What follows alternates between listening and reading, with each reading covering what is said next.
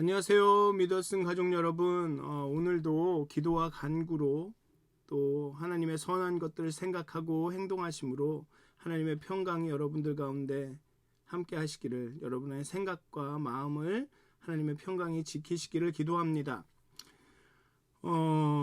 새벽에 컨퍼런스 콜로 예배를 드리긴 했는데요. 그 녹음에 문제가 생겨서 제가 다시 녹음을 합니다. 그래서 또 지난번처럼 늘 녹음을 2번 할 때처럼 그냥 성경 말씀 읽고 그리고 성경 말씀을 나누고 하는 걸로만 하도록 하겠습니다.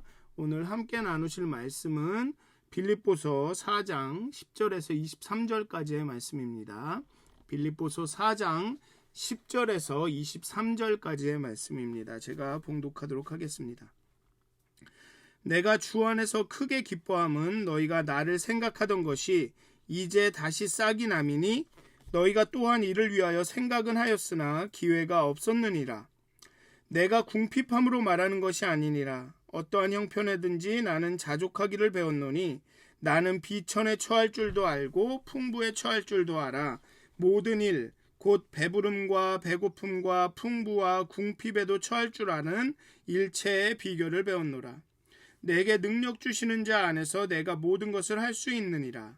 그러나 너희가 내 괴로움에 함께 참여하였으니 잘하였도다. 빌립보 사람들아, 너희도 알거니와 복음의 시초에 내가 마게도냐를 떠날 때 주고받는 내 일에 참여한 교회가 너희 외에 아무도 없었느니라. 데살로니가에 있을 때에도 너희가 한 번뿐 아니라 2번이나 나의 쓸 것을 보내었도다. 내가 선물을 구함이 아니요 오직 너희에게 유익하도록 풍성한 열매를 구함이라. 내게는 모든 것이 있고 또 풍부한지라. 에바브로디도 편에 너희가 보내준 것을 받음으로 내가 풍족하니 이는 받으실 만한 향기로운 제물이요 하나님을 기쁘시게 한 것이라. 나의 하나님이 그리스도 예수 안에서 영광 가운데 그 풍성한 대로 너희의 모든 쓸 것을 채우시리라. 하나님 곧 우리 아버지께 세세 무궁하도록 영광을 돌릴지어다.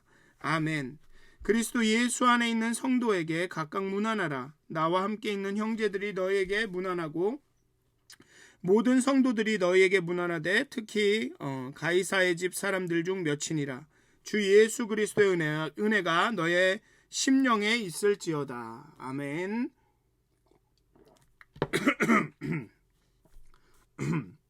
오늘은 죄송합니다. 이 바울의 편지 빌립보서의 마지막 부분입니다.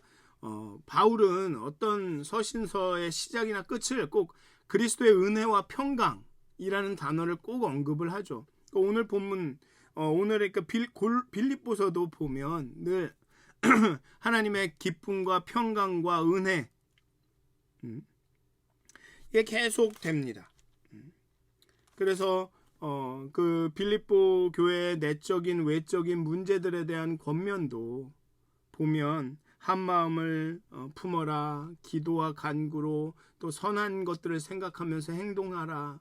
그러면 하나님의 평강이 너희를 지킬 것이다. 뭐 그런 권면을 하죠. 그래서 늘 은혜와 하나님의 은혜로 말미암은 그 평강과 기쁨, 이것이 바울의 어떤 핵심 단어였던 것 같습니다. 이제 교회 내외적인 문제들, 빌립보라는 도시의 그런 압박, 로마 황제를 숭배하고 섬기는 빌립보 그 도시의 교회에 대한 압박과 그 내적으로 있는 어떤 분열과 다툼, 투기의 문제들, 이런 문제들에 대해서 마지막 권면을 한 바울은 이제 에바브로디도를 통해 교회가 보내준 그 선물에 대해 감사합니다. 하지만 감사 표현이 감사하는 것이 또 다른 선물을 요구하는 것처럼 들릴까봐 아주 조심하면서 교회가 보내준 선물의 의미를 계속 말합니다. 바울은 빌립보 교회가 보내준 헌금이나 도움이, 그 물질적인 도움이 자신의 궁핍에 아주 그 해결해줬다, 자신의 궁핍을 해결해줬다라는 사실보다도 자신을 늘 염려하며 도울 기회를 찾고 이 일에 자발적으로 참여한 성도들의 마음을 더 기뻐합니다. 처음에 10절에 보면 그렇게 이야기하죠. 내가 주 안에서 크게 기뻐함은 너희가 나를 생각하던 것이 이제 다시 싹이 남이니 너희가 또한 이를 위하여 생각은 하였으나 기회가 없었느니라. 늘 나를 생각해주고 걱정해주고 어떻게든 도와주려고 하는 그 마음, 그러다가 기회가 생기면 이렇게 선뜻 도와주는 그 마음이 참 기뻤다는 것입니다. 그리고 또한 빌립보 교회의 그런 자발적인 섬김을 통해서 자신을 세심히 돌보시는 그 하나님 때문에도 기뻤던 거죠. 그래서 주 안에서 기뻐한다라고 합니다. 내가 여전히 하나님의 안에 있구나, 하나님의 케어를 받고 있구나, 사람들을 통해서 나를 이렇게 도우시는구나 하면서 그것도 기뻤다는 것입니다. 이런 물질적인 도움은, 이런 그 빌립보가 에바브로디도를 통해서 보내준 선물은 하나님과 바울, 또 바울과 빌립보 성도들을 연결하는 어떤 그런 사랑과 은혜의 통로, 그런 상징이었습니다. 즉 이 빌립보 교회가 에바브로디도를 통해서 보낸 이 선물의 의미는 바로 이런 성도들의, 또 하나님의 그 사랑과 은혜의 상징이었다는 거죠. 징표였습니다. 그리고 두 번째로 또 이는 바울의 사역에 동참하는 것이었습니다. 여기 14절 15절에 보면 너희가 내 괴로움에 함께 참여하였으니 잘하였도다. 빌립보 사람들아, 너희도 알거니와 복음의 시초에 내가 마게도냐를 떠날 때 주고 받는 내 일에 참여한 교회가 너희 외에 아무도 없었느니라. 너희가 한 번뿐 아니라 두 번이나 나의 쓸 것을 보내었도다. 그러면서 이 선물은, 이 도움은, 에바브로디도가 가져온 이 헌금은 바울에게, 또 바울에게 그 빌립보 교회의 그 사랑, 하나님의 사랑의 징표였고, 또 바울의 이 복음 사역에 동참하는 것이었습니다. 빌립보 교회는 그렇게 물질적인 도움을 바울에게 주므로 바울의 하고 있는 그 그리스도의 복음의 사역에 동참하는 것이 되었습니다. 또한 이는 하나님에게 드리는 향기로운 제물이었습니다. 18절에 보면 이는 받으실 만한 향기로운 제물이요 하나님을 기쁘시게 하는 것이었다 라며 그 선물의 의미를 설명해 주죠. 그 선물은 너희의 마음의 징표야, 사랑의 징표야. 내가 그 마음 때문에 너무 기뻐. 또한 그 선물을 통해서 빌립보 교인들은 바울의 사역에, 나의 그 하나님의 복음 사역에 동참하는 것이었어. 그리고 그냥 선물을 보내고 도운 것이 아니라 빌립보 교인들 그 선물은 하나님께 드리는 향기로운 제물이고 하나님이 기뻐하셨어 라고 빌립보 교인들에게 말해주고 있습니다. 선물의 의미를, 그 빌립보 교인들이 한 그 행동의 의미를 이렇게 가르쳐 줍니다. 따라서 바울은 단순히 자신의 궁핍한 현실이 해결됐다, 물질적으로 조금 도움을 받았다라는 것에 기뻐하는 것이 아니라 빌립보 교인들의 사랑과 그 사역을 위한 수고, 그리고 하나님께 드리는 믿음, 향기로운 제물을 드리는 그 믿음으로 인하여서 기뻐하고 칭찬하는 것입니다. 10절은 나를 늘 생각해 주었는데 기회가 없어서 돕지 못하다가 이제 기회가 생겨서 에바브로디도를 통해 선물을 보내준 것이 너무 기쁘다라고 말합니다. 빌립보 교회만 2번이나 쓸 것을 보내주었다고 칭찬하죠. 막 기뻐하고 이렇게 칭찬하다 보면 어떻게 들으면 이 기쁨과 칭찬이 마치 야, 또 선물 보내라, 나 선물이 참 좋다, 계속 선물을 보내라 라는 그런 의미로 받아들여질 수도 있습니다. 더 많은 선물을 요구하는 것처럼 들릴 수 있습니다. 또 교인들 입장에서는, 교회 빌립보 교회 성도들의 입장에서는 야, 바울이 저렇게 기뻐하는데 야, 또 보내주자, 뭐 이렇게 할 수도 있는 거죠. 그 예전에 목회하시던 분들의 어떤 그런 분들하고 얘기를 나누다 보면 그런 충고를 하실 때가 있습니다. 어떤 가정에 가서 신방을 하거나 아니면 식사 대접을 받으면 어떤 게 맛있다라고 너무 칭찬하지 말아라. 그러면 그 다음 집에 가도 똑같은 게 나오고, 그 다음 집에 가도 똑같은 게 나오고, 그 집에 두 번째 방문해도 똑같은 게 나온다. 그러니까 과하게 칭찬하지 말아라. 그런 말씀을 하십니다. 그러니까 순수하게 정말 그 음식이 맛있다라고 말한 건데, 성도들은 목사가 저걸 좋아하는구나. 그러니까 저걸 계속 주면 되겠다라고 생각한다는 거죠. 그러니까 조심하라. 뭐 이런 충고를 하기도 합니다. 그러니 바울이 이렇게 기뻐하고 칭찬하고 막 이러면 빌립보 교회 성도들이 우리 바울은 선물 좋아하는구나. 선물 보내자. 이럴 수 있다라는 거죠. 그래서 바울은 덧붙입니다. 17절에 보면 내가 선물을 구함이 아니다. 내가 선물을 구함이 아니요 오직 너희에게 유익하도록 풍성한 열매를 구함이라. 내가 선물을 더 달라고 이러는 게 아니라 선물을 받아서 이렇게 기쁘고 즐겁고 행복하고 그래서 칭찬하는 게 아니라 너희가 복음의 사역에 나의 사역에 동참하고 하나님께 향기로운 제물을 드려 하나님을 기쁘시게 하는 그러한 열매를 맺은 것에 내가 기뻐하고 칭찬하는 것이다 라고 말합니다. 내가 선물을 더 달라고 이러는 게 아니라 복음 사역에 그렇게 열심히 하고 하나님께 향기로운 제물을 드리고 하나님을 기쁘시게 하는 그런 열매를 맺으라 라고 이렇게 칭찬하고 기뻐하는 것이다 라고 얘기를 하죠.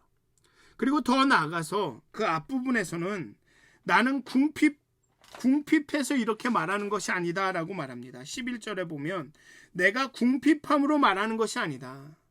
내가 궁핍하니까 선물을 더 보내라고 이렇게 말하는 것이 아니다 라고 말합니다. 나는 아무 문제가 없다. 나는 궁핍해도 좋고 풍부해도 좋고 자족의 비결을 배웠다라고 강조해서 말하는 것입니다. 여기 보면 어떠한 형편에든지 나는 자족하기를 배웠노니 나는 비천에 처할 줄도 알고 풍부에 처할 줄도 알아. 모든 일 곧 배부름과 배고픔과 풍부와 궁핍에 처할 줄 아는 일체의 비결을 배웠노라. 그런데 여기서의 일체의 비결은 자족하는 이 비결은 현실을 수용하는 비결이 아닙니다. 어떤 현실에 가더라도 내가 그 현실에 잘 적응한다라는 의미가 아닙니다. 궁핍하면 궁핍한 대로 나는 그렇게 먹고 살고 현실과 잘 현실을 수용하고 받아들이고 뭐 나쁜 말로는 현실과 잘 타협해서 그냥 그렇게 저렇게 잘 이렇게 밍글해서 살 수 있다. 이런 의미가 아니라는 것입니다. 자족한다라는 것이 그냥 내 현실에 만족해. 내가 궁핍하면 그 궁핍한 거 잘 받아들이고 내가 적응을 잘해. 이런 뜻이 아니라는 것입니다. 하나님의 주신 능력은 그 다음에 왜 내게 능력 주시는 자 안에서 내가 모든 것을 할 수 있다라고 말하는데 이 하나님이 주신 능력은 모든 것에 대한 자신감이 아니라 어떤 형편에서도 나는 괜찮다라는 평안하다, 나는 만족하다라는 뜻입니다. 즉 무슨 얘기냐면 내게 능력 주시는 자 안에서 내가 모든 것을 할 수 있느니라라는 것이 하나님의 능력으로 현재의 궁핍과 어려움을 극복할 수 있기 때문에 내가 만족한다라는 의미가 아니라는 것입니다. 내가 궁핍하고 어렵고 배고프고 힘든데 내게 능력 주시는 자 안에서 내가 이 상황을, 이 현실을 극복할 수 있기 때문에 나는 자족한다라는 의미가 아니라는 겁니다.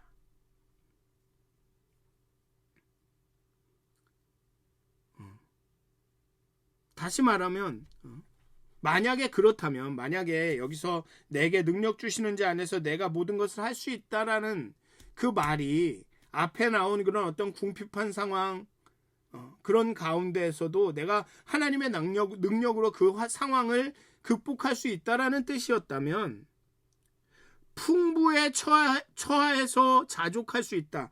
풍부함 가운데도 처할 줄 아는 일체의 비결을 알았다라는 것은 말이 안 됩니다. 풍부에 처해서 하나님의 능력으로 내가 뭘 할 수 있다는 말입니까? 아니면 궁핍에 처할 다가 하나님의 능력으로 풍부에 처하게 된다라는 그런 뜻인가요? 풍부할 때는 뭐 당연히 자족해야죠. 만족해야죠. 물론 이제 욕심 부리지 않고 현실에 그냥 받아들인다. 그 현실을 이렇게 인정한다. 뭐 이렇게 말씀하실 수도 있습니다. 그러면 궁핍할 때는 그 궁핍하면 현실과 이런 타협을 하고 그걸 수용하려고 스트럭을 해야 되고, 풍부할 때는 그 풍부함 가운데 더 욕심 부리지 않으려고 그렇게 스트럭을 해야 되고, 물론 그렇게 본다면 내게 능력 주시는 자 안에서 모든 것을 할 수 있느니라가 어쩌면 그 스트럭을 할 때 잘 스트러글이 적게 하나님의 능력이 도와준다, 이렇게 해석할 수도 있습니다. 그렇게 해석할 수 있죠. 그런데 그렇게 해석하더라도 늘 존재하는 것은 무엇이냐 하면, 현실과 내가 계속 타협을 하든 그걸 수용하든 그것을 받아들이든 그런 스트러글이 존재해야 된다는 거죠. 그리고 풍부에 처해서 자족한다, 그거는 좀 궁핍에 처한 사람들에게는 되게 아픈 말일 수도 있는 겁니다. 풍부 가운데 내가 욕심 부리지 않기 위해서 하나님의 능력이 필요하다. 좀 그렇죠.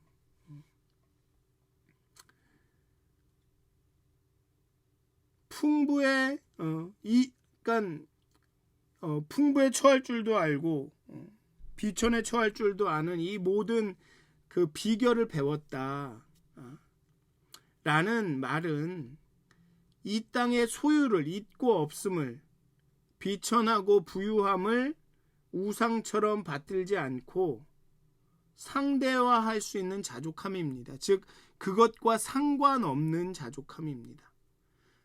지금 형편에 만족한다는 의미에서의 자족함이 아니라는 거죠. 대개 철학이나 윤리나 도덕에서는 자족을 그렇게 해석을 합니다. 지금의 형편에 만족한다.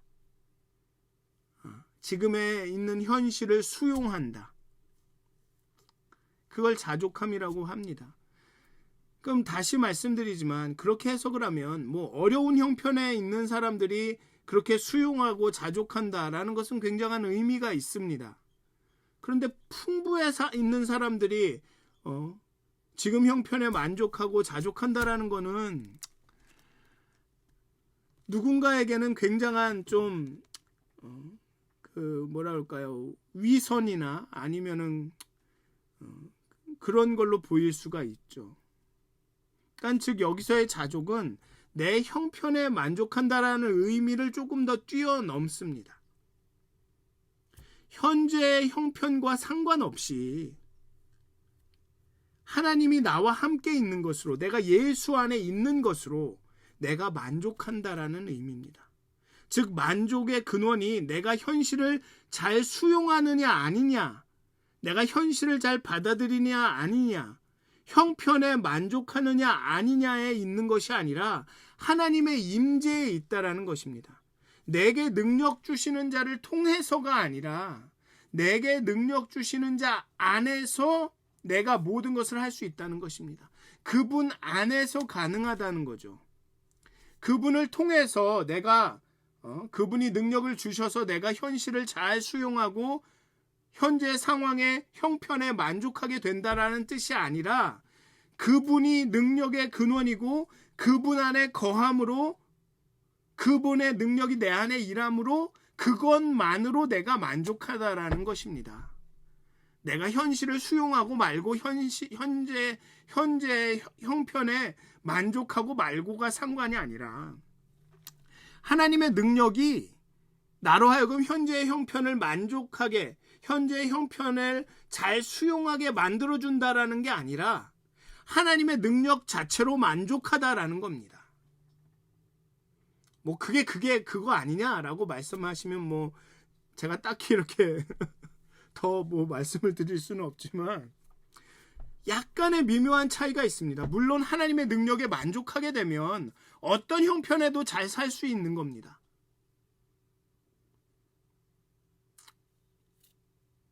근데 보십시오. 그런데 잘 생각해 보십시오. 이스라엘 백성은 광야에 있을 땐 메추라기를 못 먹는다고, 고기를 못 먹는다고, 물이 없다고 불평불만합니다. 근데 가나안에 와서는 그 부요함 가운데 하나님을 싹 잊습니다. 근데 어떤 면에서는 이스라엘은 가나안에 와서 현실에 잘 적응하고 만족하고 자족하고 산 거죠. 중요한 건 그래서 계속 하나님이 여호와가 이스라엘에게 말씀하는 것은 나를 잊지 말아라. 가나안에 가서 나를 잊지 말아라죠. 광야에서도 그렇습니다. 내가 너희와 함께한다. 내가 너희 안에 거한다. 라고 말하죠. 형편에 따라 울고 웃고 이러는 것이 아니라 어떤 형편에든 그 삶의 조건에 속에 하나님을 발견하고 하나님 때문에 감사하고 하나님 때문에 만족한다는 겁니다. 주 안에서 자족한다는 거죠. 주님 때문에 자족한다는 겁니다. 그냥 현실을 잘 수용하는 게 아니라 주님 때문에, 그냥 형편에 만족하는 게 아니라 주님 때문에 만족하는 겁니다.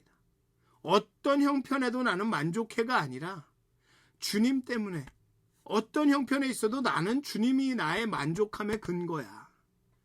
나의 안정감의 근거야.